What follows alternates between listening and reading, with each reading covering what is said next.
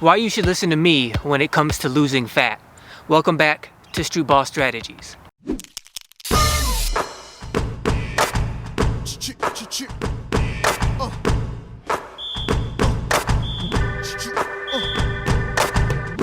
As this video goes live, it's the end of the year 2021. And in America, for Americans, that means the New Year's gonna be here within days, and New Year's, for whatever reason, represents gotta lose fat, gotta get in better shape. And I'm sure that applies to some basketball players as well. But it's gonna be a little bit of a departure today because we're not really talking about basketball. This is gonna be a two-part video. It's not really gonna be about basketball, though it can be applied to basketball, because if you want to lose weight, if you want to get in shape, in my opinion, basketball is the most athletic sport known to man. And so if you practice and play basketball, it will help you lose weight, get in shape, and you don't even really need other people. You can do it by yourself and still simulate basketball pretty well, and doing so will get you in great shape. But today's video is about trying once and for all to solve the problem of losing that fat and keeping it off. For those of you who are new to this channel, who have not seen the other videos on this channel before, this is a basketball channel for those of us who have less talent than the average basketball player out here at the park. Because of that, the stuff that I talk about on this channel is very obscure. There's so many basketball channels on YouTube. They all talk about the same kinds of stuff at some point in the life of their channels, but I talk about stuff that they don't talk about. I'm the only basketball channel on YouTube that talks about the things that I talk about, and I really do feel like they have true meaning and value and can genuinely help basketball players get better. So what do you think I'm gonna do when it comes to weight loss, fat loss, getting in shape videos on this channel? I'm not gonna tell you stuff that other people say to you. I'm not gonna sell you on information you already know. I'm not gonna waste my time wasting your time. The stuff that I'm about to tell you is stuff that I have not heard on YouTube before. Not because I'm better or smarter or more scientific than any other channel. I'm not a dietitian or a nutritionist. I don't have any professional weight loss training. I don't go off statistics and studies. I just study patterns and have found things in my own experiences that I don't believe other people are talking about on YouTube because it doesn't occur to them to talk about these things. So while part 2 of this video is gonna come out in a few days, and it's gonna talk specifically about how to lose the fat and how to finally permanently keep it off, part 1 of this video is gonna be about me establishing my credentials, why you should listen to me. 2 main reasons why you should listen to me. The first one being very relatable, meaning I've been there, I've done that. And I'm sure you've heard some version of that from every other YouTuber, person, trainer that you've talked to before. You look at me now, you look at me in my past videos, you probably see that I'm in fairly good shape. But my genetics are that I am skinny fat. So I'm skinny in my arms and my legs, and I carry the bulk of my fat between my knees and my chest. And even though I was an athlete, I played basketball all the time as a kid, took it very seriously, considered myself an athlete, as a kid, I was still skinny fat, if not just flat out chubby fat, because I ate terribly. And then in my 20s, I decided I'm only gonna be in my 20s once in my life. I'm only gonna be in this physical prime once. And so I wanna see what my body can do. I wanna see how well I can exploit being physically in my physical prime. So I decided to get into shape once and for all. I figured out how to do it, and it was permanent. Now to this day, as I do maintain a level of athletic conditioning all year round, because I live in Michigan, because it's cold in the winter and I hate the cold, in fall and winter, I intentionally and with a plan, a controlled plan, I put on fat, and then in the spring and summer, I take that weight, that fat off every year. So not only do I know what it's like to be overweight for decades as a kid and then take it off, keep it off, be in shape permanently, but I also know what it's like every single year, put on fat, take it off over and over again. And I'm 5'8" tall.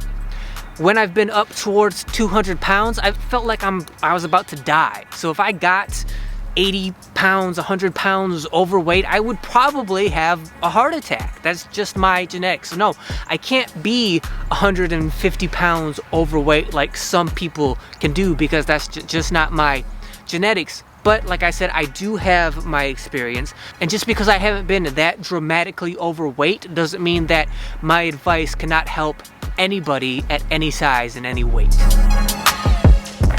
And after spending decades being passionate and studying basketball, once I retired from active competition, I then switched my focus, my passion, to fitness. So although I'm not a professional, I do know, I at least have an idea of what I'm talking about. And the second and much more important reason you should listen to me about fat loss is because I probably have had experiences that you have not had, that you probably will never have. You will probably never meet anyone that has had the experiences that I have had either. Because of those experiences, I have seen the future. I have seen your very possible future. My could have been very possible future. I say that because history repeats itself, and those who fail to learn from the mistakes of the past are doomed to repeat that history. What I'm talking about is that I spent my childhood living in a senior citizen apartment complex. My dad was the manager there, the live-in manager, so we lived there. I spent my childhood there, surrounded every single day by senior citizens. And don't make the mistake of thinking that this was some kind of swanky, luxurious, retirement village. This was an apartment complex, apartment buildings, subsidized by our city, meaning senior citizens who couldn't afford to live any other place got help paying to live in these apartment buildings. You do not end up as a senior citizen living towards the end of your life in these apartment buildings unless you have made many, many terribly regretful decisions throughout your life that led you to live in a place like that. And probably the most common trait that most of these people shared was that most of them were overweight, most of them were out of shape. And we're not talking about, prime of your life, 30s, 20s kind of overweight or out of shape. We're talking about specifically for senior citizens. These people were overweight and out of shape. And that was a big reason why most of them were miserable. Physically, they felt miserable. Now I bring this up because I wanted to share with you that over my years living there, even though this wasn't a nursing home, it was only a apartment building for people towards the end of their life, not at the end, but getting there, just usually people in their 60s, not that old. I saw dozens and dozens of these people die in my childhood, mainly because they were overweight and out of shape.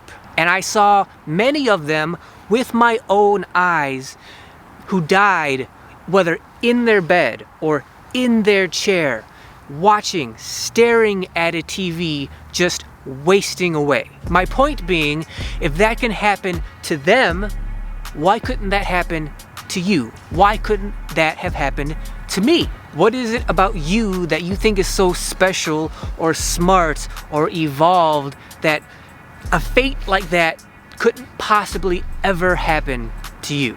And let me explain that this was the early to mid 1990s. These senior citizens were watching terrible old person TV shows. Matlock and Golden Girls and Murder, She Wrote. And they just sat there, wasted away, and then it was all over for them. So what do you think is going to happen for you decades from now when you're going to have the internet and everything is going to be on demand, and TV shows and movies and video games are so great right now? How much better do you think they're going to be decades from now when you're a senior citizen? What do you think that somehow you're going to have the willpower and determination not to sit there, not to waste away watching all this great TV and all these great television shows and all these great movies and video games? Somehow you're going to have the determination and willpower to get up and move and turn that stuff off and actually live your life? Seeing all those people being so miserable for such a long period of my childhood is part of the reason why in my 20s I finally decided to get in shape and stay in shape, knowing that that miserable life was a possibility, not just for me, not just for them, but for everybody. If it can happen to them, it could happen to me, and it can happen to you. That's what I mean when I say I saw the future. I saw what can happen if you don't actually eat less and move more, if you don't actually value the way you physically feel. That's why you should listen to me about losing fat, because not only have I been there and done that and know what it feels like and what it takes to do it, but I've also seen the end result of the possibility of not losing weight, of not getting in shape, of eating too much, of not moving enough. You may have grandparents that you've seen who are in similar conditions, but that's like 1 or 2, maybe 3 or 4 examples. I saw dozens and dozens of people year after year as a kid living this terrible, miserable life. And what they had all in common was that they were all in terrible shape. I saw it with my own eyes. I saw them die being miserable, and the main cause of them being miserable physically was because they were overweight and out of shape. That doesn't have to be you or me, and the way to go about fixing that is relatively simple. It's not easy to do, but how to do it is relatively simple. But it hasn't been talked about widely on the internet or on YouTube, because when you see part 2 and I tell you how to do this, I challenge you, search through the internet, search through especially YouTube, and see if you find another video that's going to say what I'm gonna say in part 2, and see if there's anybody else saying this. It's not like it's a secret.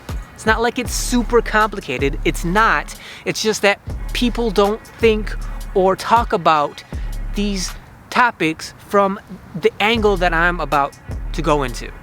So thank you guys for watching. Remember to like and subscribe to the channel, hit that notification bell, and I will see you guys in part 2.